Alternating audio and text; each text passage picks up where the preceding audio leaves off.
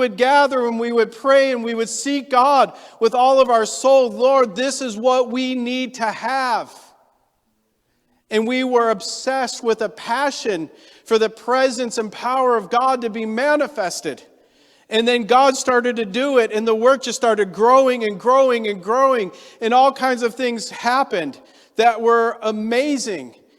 I mean, we met in an upper room. We had this whole office complex, and we would have unbelievers that gathered outside. And they would start coming in, and their lives would be transformed, and God would work miracle after miracle where people would encounter Him, and people would have dreams, and people would act on what God would speak, and things would start to take off. So that the work started to take off, and they said, well, what are we going to do now? We said, well, we need to get the gospel into the schools, and so we started planning these groups in all of these schools.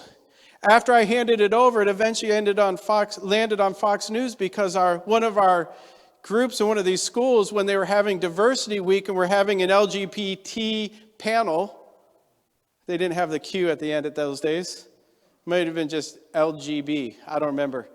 They keep putting on new letters, and the letters keep getting worse and worse. And so our group said, we demand a table at this to be able to give an opposing viewpoint. And the school said no, and so they got the lawyers that we had to use numerous times involved.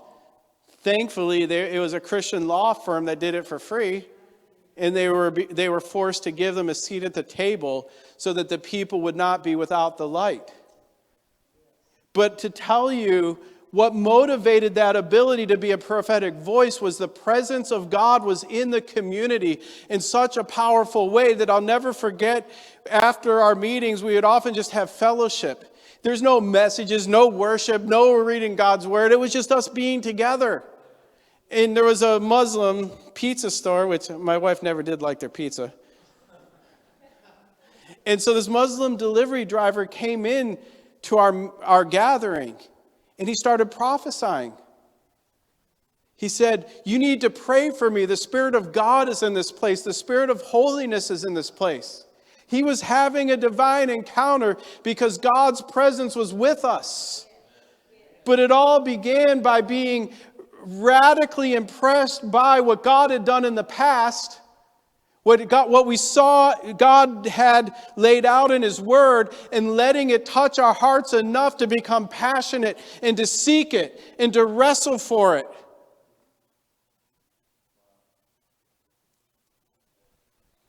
Years and years and years, over a decade was spent in the power and presence of God like that.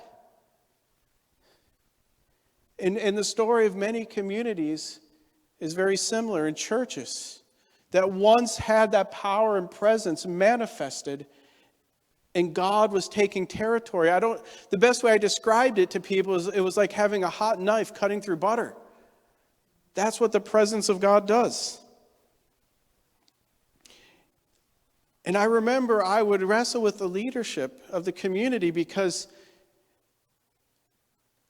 the shift to experience that